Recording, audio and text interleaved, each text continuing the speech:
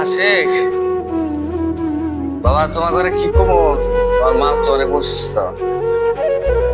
এখন ডাক্তারের কাছে নিয়ে গেছিলাম, তারা বললো যে দুটা কিডনি নষ্ট হয়ে গেছে, অনেক টাকা পয়সা দরকার। তো বাবা, তুমি কি কিছু পারবা টাকা পয়সা?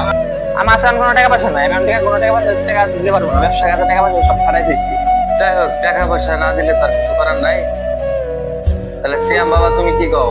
তুমি কি টাকা পয়সা দিতে পারবা কিছু? তখন আমার যতটুকু সামর্থ্য আছে আমি সামর্থ্য অনুযায়ী আমার আম্মাকে দেওয়ার চেষ্টা করবো।